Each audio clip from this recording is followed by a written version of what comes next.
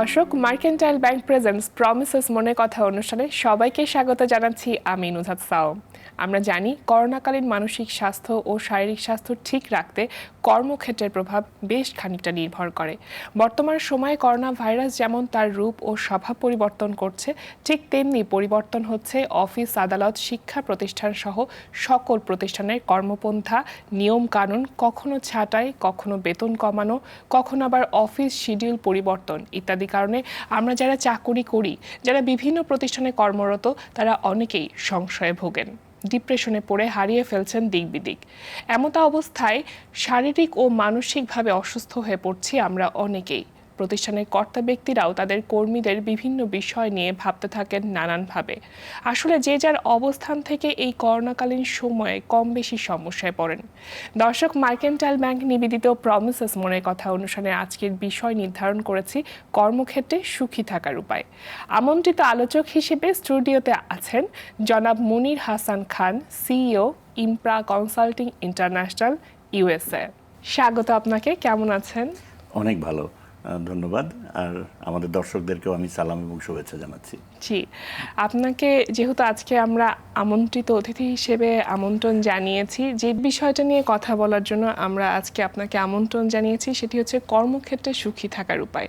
কর্মক্ষেত্র বলতে না আমরা বুঝি আসলে আমাদের সেকেন্ড হোম, কারণ দিনের বেশিরভাগ সময় আমরা সেখানে কাটিয়ে থাকি। তো যারা সুখী থাকে কর্মক্ষেত্রে এবং যারা সুখী থাকে না, এই যে একটা উপকারিতা বা অপকারিতা, সেই বিষয়টি নিয়ে শুরুতে যদি আপনার কাছে আমি জানতে চাই। অনেক ধন্যবাদ। আমার মনে হয় যে এই সাবজেক্টটা আসলে অত্যন্ত গুরুত্বপূর্ণ একটা সাবজেক্ট, যেটা কর্মক্ষেত্রে সুখী থাকাটা অনেকটা জীবনের সুখী থাকার সাথে বিরাটভাবে সম্পৃক্ত। কারণ যেহেতু আমরা জীবনের বেশিরভাগ সময় আমাদের কর্মে যে কোনোভাবেই হোক, নিজের ব্যবসা হোক কিংবা কোথাও চাকরি করে হোক, আমরা কাজের মধ্যেই থাকি। কাজেই এখানকার যেই সুখ বা এখানকার যে রকমের ফিলিং, সেটা কিন্তু আমাদের ব্যক্তিগত জীবনকে বিরাটভাবে প্রভাব বিস্তার করে। সো এটা অত্যন্ত জরুরি একটা জিনিস, সেটা যারা আমরা কাজ করি আর যাদের প্রতিষ্ঠান রয়েছে, দুই পক্ষ থেকে এটা একটা অত্যন্ত জরুরি একটা বিষয়, যে আমাদেরকে মেক শিওর করতে হবে যেন আমরা সুষ্ঠুভাবে কাজ করতে পারি, সুখী হতে পারি ইন এ ওয়ে, যে কাজ করার সুখ বলতে আমরা সেই কাজের একটা স্যাটিসফ্যাকশন, সেটার কথা বলছি। প্লাস আমাদের কর্মজীবনে যেন ঝামেলাগুলো কম হয়, আমাদের উত্তেজনা বা আমাদের মানসিক চাপ সেগুলো যদি আমরা কম থাকে, তাহলে মানে আমরা একটা সুন্দর জীবন গঠন করতে পারি। সো দ্যাট কাজের যেই চাপটা আমরা দেখেছি যে মানে এটার যে খারাপ দিকটা রয়েছে, যে কি ধরনের প্রভাব আসে, সেটা হচ্ছে যে কাজের প্রেশারটাকে আমরা দেখি যে আমরা আমাদের ব্যক্তিগত জীবনে নিয়ে আসি। হয়তো মানে বসের সাথে একটা সমস্যা, কলিগদের সাথে একটা সমস্যা, ব্যক্তিগত জীবনে আমরা নিয়ে আসি। বাসায় আমি হয়তো মন খারাপ করে আছি, আমার স্পাউস বা আমার যে সিগনিফিকেন্ট আদার, তাদের সাথে আমরা খারাপ ব্যবহার করছি, ছেলেমেয়েদের সাথে সময় দিচ্ছি না। এটা তো গেল হচ্ছে আমাদের মানসিক এবং বাহ্যিক সাইড, বাট এটার সাথে সাথে আমাদের শারীরিক অনেক রকমের অসুস্থতা চলে আসতে পারে আমাদের মানে ভিতরকার, মানে মেন্টাল ইলনেস থেকে আসলে সেটা ফিজিক্যাল দিকে টার্ন করতে পারে। কাজে এটা আমাদের জন্য খুবই উপকারী আমরা যদি জানি কিভাবে আমরা সুখে থাকতে পারি একটা কাজে। কারণ কর্মজীবন সবসময় যে পারফেক্ট হবে এমন কোনো কথা নাই, আমাদের সেই মানসিকতাটা। তো আমি যেটাকে বলি যে দুটো জিনিস নিয়েই আমি এটাকে সবসময় সংজ্ঞা দিয়ে থাকি, যে সুখী হতে হলে কর্মজীবনে একটা হচ্ছে দরকার অ্যাটিটিউড, আর আরেকটা দরকার হচ্ছে গ্র্যাটিটিউড। মানে একটা হচ্ছে আপনার দৃষ্টিভঙ্গি, আর আরেকটা হচ্ছে যে এটাকে কি বলা হয়, যে ধন্যবাদ জানানো বা কৃতজ্ঞতাবোধ। এই দুটো জিনিস যদি আমরা আমাদের মধ্যে নিয়ে আসতে পারি, তাহলে আমার মনে হয় যে আমরা খুব ভালোভাবে আমাদের কাজগুলো কোপ আপ করতে পারবো। আপনি ওয়ার্কলোডের কথা বলছিলেন বা কাজের প্রেশারের কথা বলছিলেন। আমার কাছে মনে হয় যে একটি মানুষ যদি একটি কাজকে এনজয় করে, তাহলে কিন্তু সেই ওয়ার্কলোডটা তার কাছে লোড বলে মনে হয় না, সে কারণ সে সেটাকে এনজয় করতে করতেই সারাটা দিন কাজ করতে পারে। সেক্ষেত্রে দেখা যাচ্ছে অনেক সময় এনভায়রনমেন্টের পলিটিক্সের একটা ইস্যুস ক্রিয়েট হয়। এই জায়গা থেকেও কিন্তু মেন্টাল ইলনেসটা আসে বা কাজের প্রতি একটা অভক্তি চলে আসে। অবশ্যই। এবং আমাদেরকে কাজের কর্মজীবনে আমাদের এখন জানতে হবে যে স্পেশালি এই যে আমাদের এই করোনার কারণে বা কোভিড-19 সিচুয়েশনে অনেক প্রতিষ্ঠানের বহুত পরিবর্তন হয়েছে, অনেক কাজ ছাঁটাই হয়েছে, কাজের অবস্থাগুলো চেঞ্জ হয়েছে। তো এখানে আমাদের অনেক রকম সমস্যা রয়েছে, বাট আমাদেরকে যেটা করতে হবে সেটা হচ্ছে আমাদের বাস্তবতা সম্পর্কে জানতে হবে। যে কর্মজীবনে আমরা যদি মনে করি কর্মজীবনের সুখ মানে হচ্ছে আমার কাজ কমে যাবে, আমার পয়সা বেড়ে যাবে, হ্যাঁ আমাকে সবাই ভালো ব্যবহার করবে, এগুলো কিছুই না। এগুলো সবই থাকবে। সব সমস্যার মধ্যেও আমাদেরকে শিখতে হবে যে এই সমস্যাগুলোর ভিতরেও আমি কিভাবে ম্যানেজ করতে পারি। আমার সেলফ ম্যানেজমেন্ট, আমার অর্গানাইজেশনাল ম্যানেজমেন্ট, আমার যাদের সাথে আমি কাজ করছি তাদের ম্যানেজমেন্ট, এবং আমার ইগোর ম্যানেজমেন্ট, তাই না? এই সবগুলো মিলিয়ে আমাদেরকে শিখতে হবে। এটা খুব একটা সহজ যে কাজ তা না, কিন্তু এটা করতে হবে। আর প্রাতিষ্ঠানিক দিক দিয়ে যেটা সবচেয়ে বড় সত্য, সেটা হচ্ছে কি জানেন, যে এটা আমাদের শুধু আমাদের দেশে না, সারা পৃথিবীর যত প্রতিষ্ঠান আছে, হার্ভার্ড বিজনেস স্কুলের একটা স্টাডি থেকে দেখা গেছে যে অ্যাকচুয়ালি হ্যাপি এমপ্লয়ি যদি থাকে একটা অর্গানাইজেশনে, সেই অর্গানাইজেশনটা তাদের কম্পিটিশন থেকে প্রায় 20% বেশি আউট পারফর্ম করে। পারফরমেন্স ইজ অনেক হাই। স্পেশালি সেলসের সাইডে যারা আছেন তাদের প্রায় 37%। এবং পক্ষান্তরে যদি দেখা যায় ডিসস্যাটিসফাইড এমপ্লয়ি থাকে, তাহলে এটা খুব সুন্দর একটা আছে যে প্রায় 40% আপনার অ্যাবসেন্টিজম আসে। তার মানে এমপ্লয়িরা হয়তো সিক কল করছে, একটু অসুস্থ হলে আসছে না, কিংবা হয়তো কাজে আসছে না। প্লাস আপনার এখানে যে এমপ্লয়ি ডিসস্যাটিসফ্যাকশন যেটা, এবং স্যাবোটাজ আমরা যেটাকে বলি, যে কাজের মধ্যে ভুল হচ্ছে, ভ্রান্তি হচ্ছে, সেটা প্রায় 50% বেড়ে যায়। হ্যাঁ, তার মানে আমরা যদি সেই পরিপ্রেক্ষিতে দেখি যে হ্যাপি বা সুখী একটা এমপ্লয়ি রাখাটা কিন্তু একটা বিরাট বড় একটা ভালো একটা বিজনেস ডিসিশন। সো আমাদের প্রতিষ্ঠানদের পক্ষ থেকে এটা তাদের জন্য লাভজনক, তারা যদি ইনিশিয়েটিভ বা এরকম কোনো পদক্ষেপ নেন যে কিভাবে তাদের এমপ্লয়ীদেরকে একটু ভালো ওয়ার্কের একটা এনভায়রনমেন্ট দিতে পারেন, যাতে তারা অনেকখানি সুখী থাকতে পারে। জি, আচ্ছা, অফিস পলিটিক্স নিয়ন্ত্রণের ক্ষেত্রে কি অর্গানাইজেশনের কোনো ভূমিকা আছে বা থাকতে পারে? হ্যাঁ, অর্গানাইজেশনের যেমন ভূমিকা আছে, এখানে যারা কাজ করছে তাদেরও ভূমিকা আছে। এখন আপনাকে দেখতে হবে যে অফিস পলিটিক্সটা হচ্ছে কেন। হ্যাঁ, তো অর্গানাইজেশনের ভূমিকা কি? অর্গানাইজেশনে আমি যখন কোনো অর্গানাইজেশনের সাথে কাজ করি, আমার প্রায় দীর্ঘ 22 বছরের কনসাল্টিং জীবনে, আমি প্রথমেই যে অর্গানাইজেশন দেখি যে আপনাদের কোনো একটা সিস্টেম আছে কিনা, বা একটা সুন্দর সিস্টেম তৈরি করা আছে কিনা, যেখানে অনেকে মনে করে যে হ্যাপি এমপ্লয়ি হতে হলে বা অর্গানাইজেশন সিস্টেম হতে হলে কেউ কাউকে বকা দেবে না, সবাই শুধু হেসে হেসে কথা বলবে। That's not true. হ্যাঁ, আপনার বস আপনাকে বকা দিতে পারে, সেটা অসুবিধা নাই, কিন্তু he has to B fair, তাকে ফেয়ার হতে হবে। তার মানে আপনি যদি কোনো অন্যায় করেন, আপনাকে যদি সে একটা কারেক্ট করলো নিরপেক্ষভাবে, আবার তার একজন আত্মীয় বা তার একজন পরিচিত কাউকে সে দেখা গেলো একে অপরাধে কিছু বললো না, এই যে ফেয়ারনেসগুলো এখানে নাই। তো যখন দেখা যায় যে একটা সিস্টেম না একটা অর্গানাইজেশনে, যেখানে একজন মানুষ ভালো কাজ করলে সেটাকে অ্যাপ্রিসিয়েট করা হচ্ছে না, আবার খারাপ কাজ করলে হচ্ছে না, তখন সিস্টেমটা ব্রেকডাউন হয়ে যায়। কিংবা দেখা যায় যে একজন বস অন্য জিনিস লক্ষ্য করছে না, তার উপরে সব হলো তার পাওয়ার, তো তখন সেই বসকে খুশি করার জন্য একজন আরেকজনের পিছনে গিয়ে তারা তাই সে বসের সাথে কথা বলবে, এবং তখনই পলিটিক্সটা শুরু হবে একটা অর্গানাইজেশনে। পলিটিক্সটা শুরু হয় ব্যক্তি স্বার্থকে মানে পূরণ করার জন্য। তো এই জন্যই যে অর্গানাইজেশন পলিটিক্সটা আসলে দুদিক থেকে এই করতে হয়। যে আমি এমন অর্গানাইজেশনে গিয়েছি যেখানে হয়তো বসরা ওটাকে ইচ্ছা করে পলিটিক্সটাকে রেখে দিয়েছেন। তারা মনে করেন যে একজন বড় অফিসারকে তারা বললেন যে আপনার সব পাওয়ার আছে, কাজ করেন, কিন্তু তার ছোট একটা অফিসারকে হয়তো বলে দিলেন যে উনি কোথায় যায় আমাকে একটু জানান, এবং তখনই দেখা যায় যে একটা সিস্টেমটা ব্রেকডাউন হয়ে গেল। সেক্ষেত্রে একজন, আচ্ছা, এই ধরনের সমস্যাগুলো কি আমাদের দেশে বেশি, নাকি বাহিরের দেশগুলোতেও এই ধরনের সমস্যাগুলো আছে? কম বেশি আমার মনে হয় সবখানেই আছে। তবে কালচারাল কিছু ইস্যু তো অবশ্যই আছে আমাদের দেশে। কালচারালি যেটা হয় যে আমাদের বেশিরভাগ কোম্পানি যারা ওনার, তারা আসলে অনেক স্ট্রাগল করে করে এই কোম্পানিগুলো উঠিয়ে এনেছেন। তো মানসিকতাটা এরকম হয় যে আমি সব জানি, মানে অন্য যারা আসছে তাদের থেকে। তো তখন ওই ডিফারেন্স বা ওই ডিস্টেন্সটা একটু তৈরি হয়ে যায়। তখন ওনারা হয়তো কথাটা শোনে না, তাদের মতামতটাকে সেইভাবে গুরুত্ব দেয় না। যখন মতামত গুরুত্ব না দেওয়া হয়, আমরা সবাই তো কাজ করি একটা ফুলফিলমেন্টের জন্য। আমরা চাই যে আমাদেরকে একটু গুরুত্ব দেওয়া হোক, আমাদের কথার দাম দেওয়া হোক।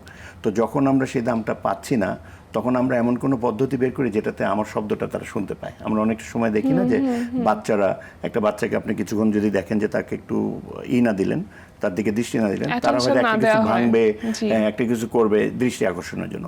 তো আমরাও কিন্তু বড় মানুষরা, আমরা কিন্তু ভিতরে বাচ্চা, সো আমরাও চাই যে আমাদের এরকম একটা রেকগনিশন আসুক। তো ওটা না পেলে তখন আমরা এরকম বিভিন্ন ছোটখাটো কাজ করি যেটা দিয়ে আমরা আসলে দৃষ্টি আকর্ষণের চেষ্টা করি।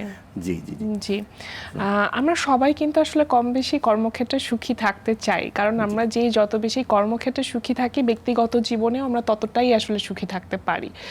অর্গানাইজেশনগুলোর ভূমিকা কেমন হওয়া উচিত, বা তারা কি রোল প্লে করতে পারে এই যে এমপ্লয়ীদেরকে হ্যাপি রাখার ক্ষেত্রে? অর্গানাইজেশন আসলে অনেক কিছুই, অনেক স্টেপই নিতে পারে, কারণ এখানে যেহেতু একটা অর্গানাইজেশন অনেকগুলো এমপ্লয়িকে তারা ম্যানেজ করছে, তো আমি আসলে প্রাইমারিলি তাদেরকেই বলি যে আপনাকে কিছুটা পদক্ষেপ নিতে হবে। তো সবচেয়ে বড় পদক্ষেপ যেটা হচ্ছে যে আপনারা যখন এমপ্লয়ি সিলেক্ট করেন বা একটা অর্গানাইজেশন, সিলেকশন প্রসেসটা ভালো হতে হবে। আমরা হয়তো দুজন এমপ্লয়ি দেখা গেল যে সমান ধরনের তাদের অভিজ্ঞতা আছে, দক্ষতা আছে, তখন আপনাকে যার অ্যাটিটিউডটা ভালো বা যার মধ্যে একটা সুন্দর আছে, দৃষ্টিভঙ্গি, তাকে নেওয়া উচিত। সো সিলেকশনের সময় আপনাকে এমনভাবে নেওয়া উচিত এবং বেছে নেওয়া উচিত, কারণ আমাদের দেশে যেহেতু আনএমপ্লয়মেন্ট একটা বিরাট বড় ইস্যু, যার জন্য হচ্ছে কি যে একই কাজের জন্য অনেকেই চাকরির জন্য আসেন এবং অনেকে ডেসপারেট হয়ে কাজ করেন। তাদের জন্য যে আমার পছন্দের কাজ করব এরকম কোনো কিছু না, একটা জব হলেই হবে। তো সেটা হয়তো প্রাথমিক দিক দিয়ে তাদের সমস্যার সমাধান করে, কিন্তু আমরা অনেকে এমন একটা কাজ সিলেক্ট করি যে কাজটা আমার পছন্দের না। সো ইভেনচুয়ালি দেখা যায় যে কাজটা করে আমার ভালো লাগে না, আমার পারফরমেন্স খারাপ হয়, সব কিছু, এবং সুখটাও চলে যায়।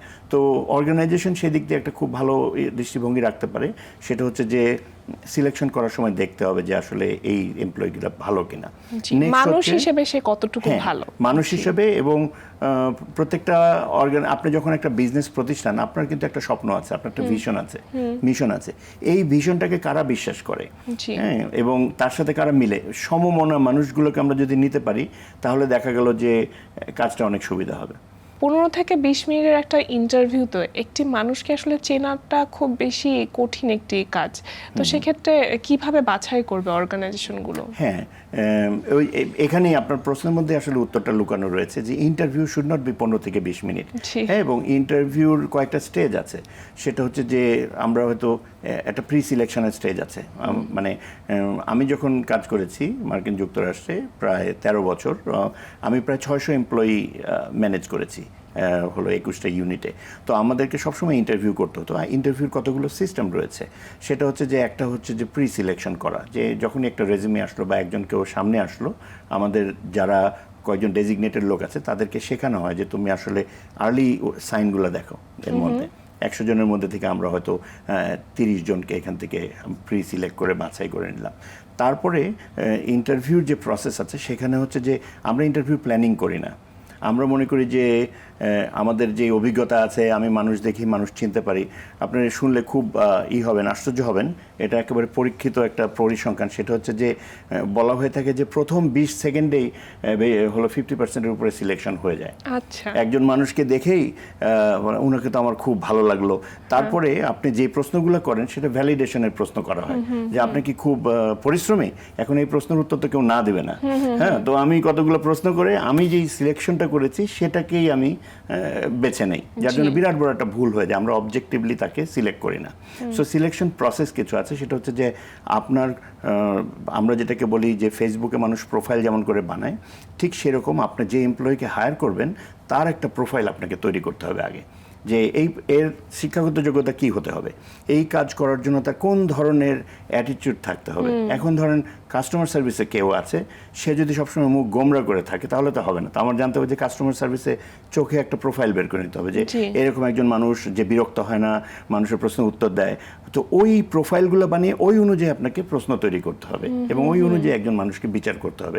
সেই ক্ষেত্রে দেখবেন যে এই মানুষজনের সিলেকশনটা অনেকখানি ভালো হবে। তো আমাদের এই সিলেকশন প্রসেসে এই যে 20 মিনিট 25 মিনিটে আমরা কথা বলে হয়তো একটা আমাদের ফিলিংসের উপরে আমরা তাদেরকে হায়ার করি, ইনস্টেড অফ আমাদের হলো অবজেক্টিভিটি সেটার উপরে। জি, জি। তো সেই জন্যই বললাম যে অর্গানাইজেশন বা আমাদের প্রতিষ্ঠানের পক্ষ থেকে অনেকখানি কাজ বাকি আছে, যেগুলো এটা করলে প্রপার মানুষ ভালো জায়গায় যেতে পারে। এবং এটা যে শুধু অর্গানাইজেশনের তা না, it is a fair practice. আপনি একজন মানুষকে তার যেখানে সে ভালো করবে সেখানে আপনি তাকে তার সফলতায় আপনি কন্ট্রিবিউট করছেন। কারণ আমরা সবাই তো ফুলফিলমেন্টের জন্য কাজ করি। জি। তো যেই কাজে আমি সফল হব সেই কাজে আমার সুখ বেশি হবে। এখন আমার অর্গানাইজেশন যদি আমাকে হেল্প করে আমি কোন কাজে সফল তাকে সেই জায়গায় নিয়ে গেলে দেখবেন যে এটা অনেকখানি মানে অর্গানাইজেশনে যে ধরনের রোল প্লে করতে পারে তার মধ্যে তো এমপ্লয়ি সিলেকশন একটি, তার পরবর্তী এমপ্লয়ি সিলেকশন একটি। নেক্সট যেটা হচ্ছে স্টেপ বাই স্টেপ, সেটা নেক্সট হচ্ছে অর্গানাইজেশন তাকে এমপ্লয়িকে তাদের এক্সপেকটেশন জানিয়ে দেওয়া। এটাও একটা ওরিয়েন্টেশন আমরা যেটাকে বলি। আমাদের এখানেও খুব হ্যাফাজার্ডলি ওরিয়েন্টেশন হয়। আমার ওদের অভিজ্ঞতা থেকে আমি যেটা দেখেছি যে অর্গানাইজেশনে কেউ একজন নতুন আসলো, তাকে আমাদের এখানে ইন্ডাকশন বলা হবে, ইন্ডাকশন বলা হয় যে ইন্ডাকশন ট্রেনিং। বেশ কিছু মাল্টিন্যাশনাল কোম্পানি আছে যারা এটাকে খুব রিলিজিয়াসলি পালন করে, যে তার সমস্ত কিছু বুঝিয়ে দেওয়া, তার যে জব ডেসক্রিপশন কী করবে, কোনটা ভালো কাজ, কোনটা খারাপ কাজ, কোনটা করলে তার প্রমোশন হবে, কোনটা করলে তাকে ডিসিপ্লিনারি অ্যাকশন হবে, এই জিনিসগুলো এক্সপেকটেশনগুলো তাকে বুঝিয়ে দিলেই কিন্তু তার জন্য কাজ করার সুবিধা হবে। হ্যাঁ, তো আমাদের অনেক কোম্পানি আছে, লোক আসলে তাকে দেখে দিলে এখানে আপনি বসবেন, ওটা হচ্ছে খাবারের ঘর, ওটা হচ্ছে এটা, এই লোকটা এরকম এরকম একটা ছোটোখাটো দিয়ে দিল। এই ওরিয়েন্টেশনটা হয় না। এবং আরও একটা জিনিস যেটা আমরা দেখেছি, কালচারাল অ্যাসপেক্ট আমি বলেছি, যে আমাদের অনেক ওনার আছেন বা আছেন, তারা পছন্দ করেন যে আমার এমপ্লয়ি আমি যতক্ষণ অফিসে থাকবো ততক্ষণ থাকবে। হ্যাঁ, যদিও তার জব ডেসক্রিপশন লেখা আছে 9টা 5টা, আমি চাই সে আমাকে দিনে 2বার সালাম দিবে, এই করবে ওই করবে, তোয়াজ করবে। There is nothing wrong with that. হ্যাঁ, এই জিনিসটা আসলে অসুবিধা নাই, এটা আপনার ব্যবসা, আপনি যেভাবে আপনার এমপ্লয়িকে চান সেভাবে কিন্তু আপনি রাখতে পারেন, কিন্তু আপনাকে বলে দিতে হবে এমপ্লয়িকে। আপনি তাকে বলছেন যে তোমার কাজে তুমি ইন্ডিপেন্ডেন্স আছে, তোমাকে কিছু করতে হবে না, অথচ আপনার এক্সপেকটেশন আলাদা। ওইখানে একটা বিরাট বড় ক্ল্যাশ হয়। পরে এমপ্লয়ীদের যারা আসে তারা মনে করে যে আমি তো এখানে এইভাবে কাজ করছি, 5টার সময় আমি চলে যাব, কিন্তু দেখা যাচ্ছে যে বস বলতে যাচ্ছে যে 8টা 9টা পর্যন্ত থাকো, দেন ডিস্যাটিসফ্যাকশন কামস ইন। সো যে সেকেন্ড পদক্ষেপ যেটা হচ্ছে ওরিয়েন্টেশন, এন্ড থার্ড পদক্ষেপ হচ্ছে যে তাদের স্কিল অ্যাসেসমেন্ট করে তাদেরকে ওই দক্ষতাটা দিয়ে দেওয়া। সেই কাজের জন্য যদি ট্রেনিং দরকার হয় কিংবা ধরেন অন জব ট্রেনিং, এই টুলসগুলো তাদেরকে দেওয়া দরকার। এটা তো আমাদের, যে আমি যদি একটা অর্গানাইজেশন হয়ে আমার নিজের পক্ষ থেকে এটা দেওয়া উচিত, সো দ্যাট আমি তাদেরকে একটা সাকসেসের জন্য সেট আপ করে দিলাম, নট ফর ফেলিওর। এবং আমার প্রতিষ্ঠানের জন্য আমি তাকে তৈরি করে নিলাম। এই বিষয়টা নিয়ে আর অনেক কথা বলবো, একটা ছোট্ট বিরতি নিয়ে তারপর ফিরছি। দর্শক, মার্কেন্টাইল ব্যাংক প্রমিসেস মনের কথা অনুষ্ঠান থেকে নিয়ে নিচ্ছি ছোট্ট একটি বিরতি। বিরতির পর আমরা কর্মক্ষেত্রে সুখী থাকার উপায় নিয়ে আরও অনেক আলোচনা করব। সে পর্যন্ত আর টিভির সাথেই থাকুন।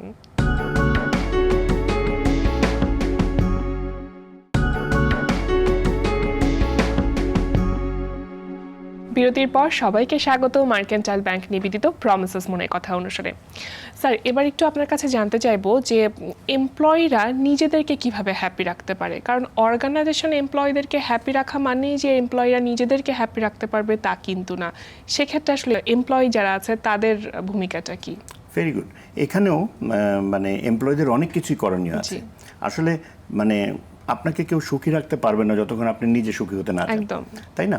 সো সেটার জন্য আমাদের সেই অ্যাটিটিউডটা থাকতে হবে যে আমি একটা সকালবেলা উঠে যদি বললাম ইস আমাকে আজকে কাজে যেতে হবে, দেখো কি অবস্থা, তখনই একটা মানে ডিপ্রেসিভ একটা জিনিস। হ্যাঁ, আমরা জানি যে আমাদের অনেকগুলো এলিমেন্ট আছে। সকালে উঠে আমাদেরকে মানে ট্রাফিকে যেতে হবে, এটা হবে ওটা হবে, এগুলো তো আছেই, কিন্তু আমাদের সেই দৃষ্টিভঙ্গিটা ঠিক করতে হবে যে happiness actually is a choice, এটাকে বলা হয় যে দুনিয়াতে অনেক কষ্ট আছে, অনেক কিছু আছে, কিন্তু you can choose to be happy. হ্যাঁ, মানে সবসময় কিছুটা কষ্ট হবে কোনো সময়, হাসি রাখা, বাট আপনাকে অল্টারনেটটা জানতে হবে যে এখানে অনেক সময় যেটাকে একটু খুব চমৎকার করে বলা হয় যে আমরা সমস্যা দুটো জিনিসকে আমরা আইডেন্টিফাই করতে পারি না বলে আমাদের জীবনে দুঃখ আসে। একটা হচ্ছে হলো প্রবলেম, ইংরেজিতে যেটা প্রবলেম হয়, প্রবলেমটাকে বলা হয় সমস্যা। সমস্যা মানে এমন একটা জিনিস যেটা সমাধান আছে, হয়তো কঠিন বা সহজ হতে পারে কিন্তু সমাধান আছে। আরেকটাকে বলা হয় প্রেডিকেমেন্ট। প্রেডিকেমেন্টের বাংলাটা আমি ঠিক জানি না, এটা হচ্ছে একটা খুব জটিলতা বলতে পারেন। সেটা হচ্ছে যে এটা এমন একটা সমস্যা যেটার সমাধান আপনার হাতে নাই। হ্যাঁ, এখন আমাদের জীবনে কিন্তু এই দুটো জিনিসই আছে, কিন্তু আমাদের সমস্যা হচ্ছে যে আমরা প্রেডিকেমেন্টকে হয়তো অনেক সময় সমস্যা ভেবে আমরা খুব ইতিবাচক থাকি যে সব সমস্যার সমাধান হবে, আমরা ওটার পিছনে কাজ করি, দেখা যায় যে বিফল হয় এবং আমরা হতাশ হয়ে যাই। হ্যাঁ, আবার অনেক সময় একটা সমস্যাকে আমরা প্রেডিকেমেন্ট ভাবি যে এই সমস্যার মধ্যে কোনো সমাধান নাই, তখন আমরা হাল ছেড়ে দিই।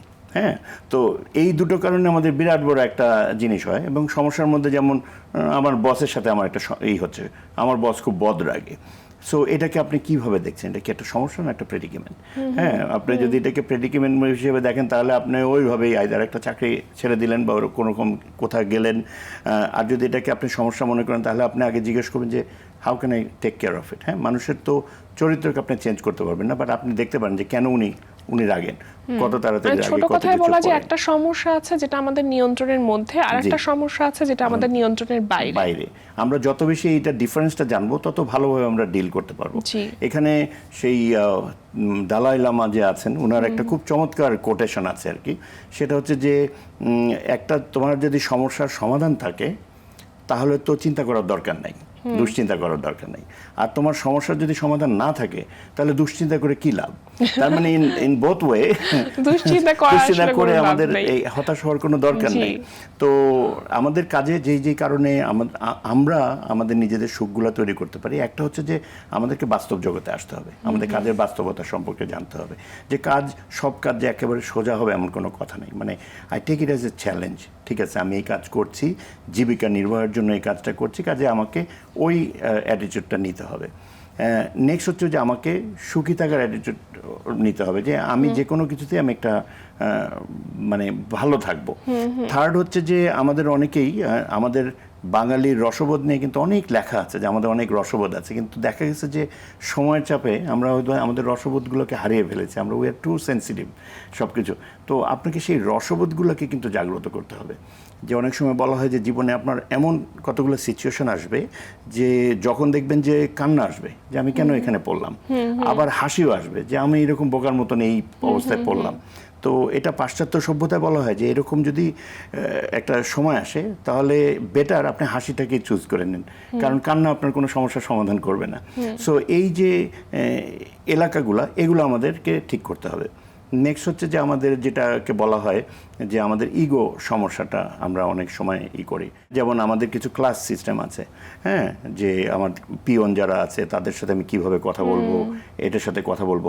কিন্তু আসলে ওই যে প্রথমে আমি আপনাকে বললাম না যে অ্যাটিটিউড অ্যান্ড গ্র্যাটিটিউড, এই গ্র্যাটিটিউড দিয়ে কিন্তু সবচেয়ে বেশি সুখ আসে। যে আমাদের দেখতাম আমি কি আমার পিয়নকে দেখে তার কুশলতা আগে বিনিময় করেছি, আমি তাকে একটা সালাম দিলে আমার অসুবিধাটা কি আছে?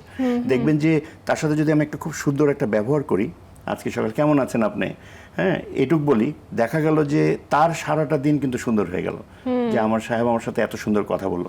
এবং দেখবেন যে এরপর তার ব্যবহারটা আপনার প্রতি ওরকম আলাদা হয়ে যাবে। সো মিউচুয়াল রেসপেক্ট হচ্ছে সুখের একটা সবচেয়ে বড় জিনিস। আনহ্যাপিনেসের সব থেকে বড় যে এলিমেন্ট সেটা হচ্ছে ওভার এক্সপেকটেশন। জি, নিজেকে নিয়েও হতে পারে, কিন্তু যে আমি নিজেকে নিয়ে চিন্তা করছি যে আমি খুব বড় কোনো পজিশনে চলে যাব, সেখানে হায়ার এক্সপেকটেশন যখন থাকে তখন আনহ্যাপিনেসটা কিন্তু অটোমেটিক্যালি গ্রোন আপ হয়। এক্সপেকটেশনটা সবচেয়ে বড় জিনিস। যে আপনি একটা জিনিস মানে এখানে ওই একই জিনিস এসেছে, রিয়েলিস্টিক এক্সপেকটেশন যদি থাকে তাহলে অবশ্যই দুটো কাজ হয়। একটা হচ্ছে আমরা এক্সপেকটেশন করে পাই না এবং মনে কষ্ট পাই, আরেকটা হচ্ছে যে আমার এক্সপেকটেশনটা আমি এক্সপ্রেস করি না এবং সেই জন্য এটা পাই না এবং মনে কষ্ট পাই, তাই না? সো আমাদের যদি কলিগদের সাথে বা আমাদের বসদের সাথে একটা ভালো সম্পর্ক থাকে, রেসপেক্টেবল সম্পর্ক থাকে, তাহলে কিন্তু আমরা এই জিনিসগুলো খোলামেলা বলতে পারি। হ্যাঁ, এবং এখানে কমিউনিকেশন স্টাইলটাও একটা খুব বড় একটা ব্যাপার, যে আমরা অনেক সময় আমরা এক্সপেকটেশনটা বলার সময় আমরা কিভাবে বলি। হ্যাঁ, হয়তো আমরা কি সমস্যাটা নিয়ে কথা বলি না আমরা পার্সন নিয়ে কথা বলি। হ্যাঁ, হয়তো আমি কাউকে গিয়ে বললাম যে আপনি কিন্তু সবসময় আমাকে ব্যথা দিয়ে কথা বলেন, হ্যাঁ, কিংবা আপনি সবসময় আমার সাথে রুটভাবে কথা বলেন, এটা আমার ভালো লাগে না। তাহলে কিন্তু আপনি আসলে পার্সনটাকে অ্যাটাক করলেন। তখন তারা কি করবে, তারাও একটা ব্যাক করবে। কিন্তু আপনার দরকার কি, সে রুটভাবে কথা বলে, সেই কথা বলাটাকে পরিবর্তন করা দরকার। তো আপনি কিন্তু বলতে পারেন যে দেখেন রুটভাবে কথা বললে আমার কাছে কিন্তু খুব খারাপ লাগে, তো আমরা কি এখানে আপনি কি একটু অন্যভাবে কথা বলতে পারেন? তাহলে দেখা গেল যে আমরা ওই এই দৃষ্টিভঙ্গিটাকে আমরা বা ফোকাসটাকে আমরা সরিয়ে মানুষের জায়গা থেকে সমস্যার জায়গায় নিয়ে যাচ্ছি। সো এই যে এক্সপেকটেশনগুলো আমাদের জানানো, তখন এই সমস্যাটা কমিউনিকেশনটা সমাধানের দিকে যায় আসলে। সমাধানের দিকে যায়। জি। আর এই যে কোভিড-19 এর যে সিচুয়েশন এখন আসলে ক্রিয়েট হয়েছে, একটা বড় ক্রাইসিস, কিন্তু জি, জি। আনএমপ্লয়মেন্ট একটা বড় সমস্যা এখন হয়ে গিয়েছে, এবং যারা আসলে এমপ্লয়েড ছিল তাদের অনেকের জব চলে গিয়েছে, স্যালারি রেঞ্জ কমে গিয়েছে।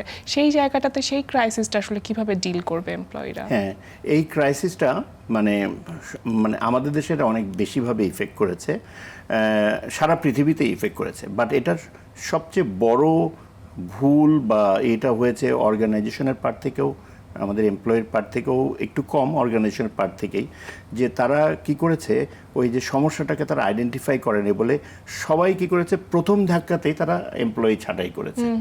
আসলে আপনারা যদি তাকিয়ে দেখেন এই কোভিড সিচুয়েশনের মধ্যে অনেক ব্যবসা মানে চলে গেছে, কিন্তু আবার অনেক ব্যবসা অনেক ভালো সফলতা অর্জন করেছে, কারণ তারা এই সুযোগটাকে কাজে লাগিয়েছে। তো আমাদের যেগুলো ব্যবসা প্রতিষ্ঠানগুলো ছিল তারা সেই হুজুকের মাথায় অনেক ভালো ভালো এমপ্লয়িকে ছাঁটাই করে ফেলেছে, এবং এখন আবার যখন সিচুয়েশনটা একটু অন্য হচ্ছে তারা কিন্তু they are having very hard time তাদেরকে ফেরত আনার।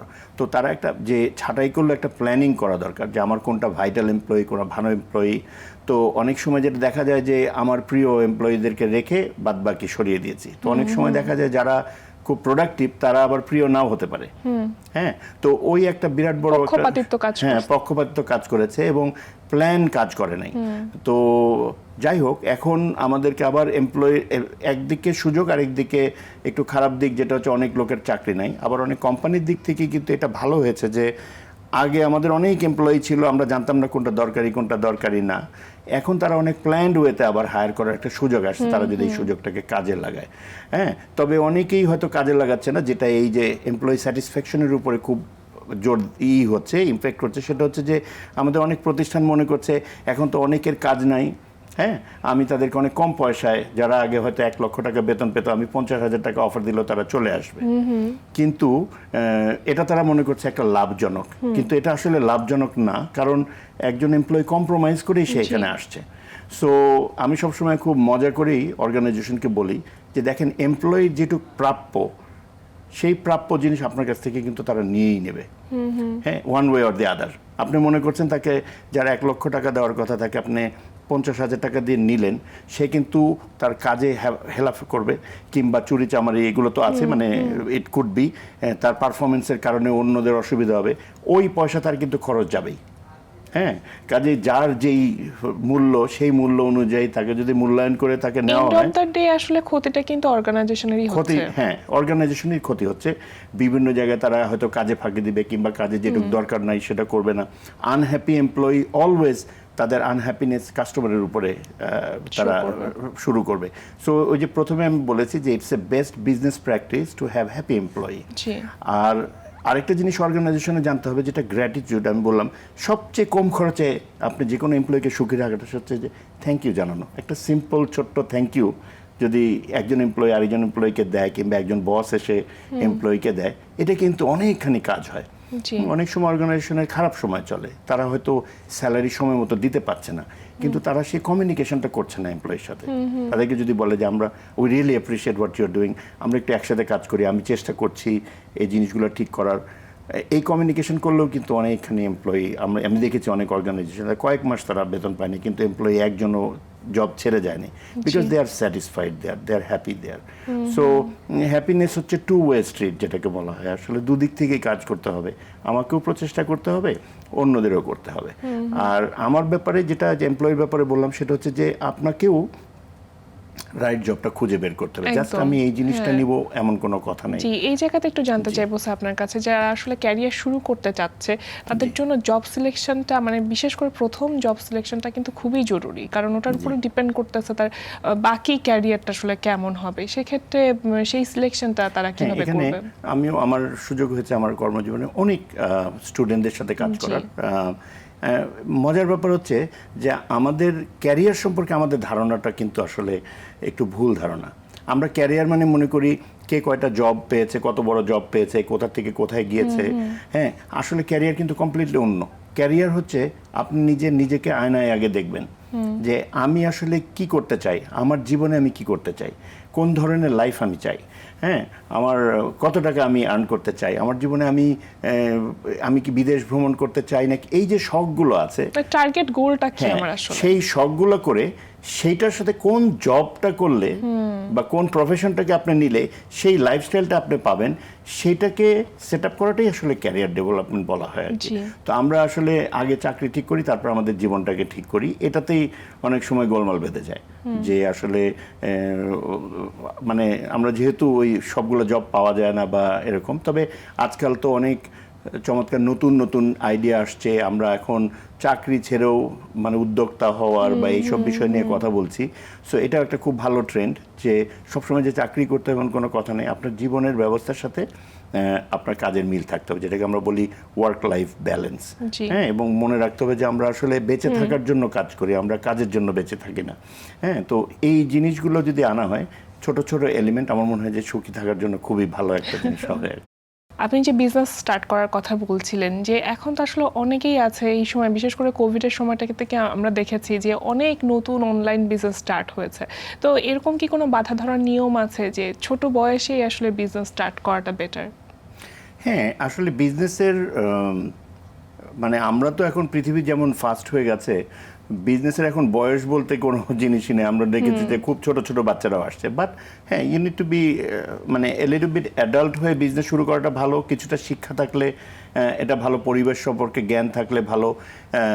একটা উদ্যোক্তা হওয়ার জন্য তো আপনার অনেকগুলো গুণাবলী থাকতে হয়। তাই উদ্যোক্তারা নতুন জিনিস একটা কিছু দেখে, আমরা হয়তো একই জিনিস দেখছি, কিন্তু উদ্যোক্তারা ওর মধ্যে একটা বিজনেসের অপরচুনিটি দেখছে। হ্যাঁ, তো সেই জন্য ডিফারেন্ট আইডিয়াস গুলো কিন্তু এখন অনেক বেশি কাজে লাগছে। Exactly, different idea. এবং আরেকটা জিনিস, যারা বিজনেস করতে যায় তাদেরকে সেটা জানতে হবে যে শুধুমাত্র আইডিয়া দিয়ে কিন্তু বিজনেস মানে হবে না।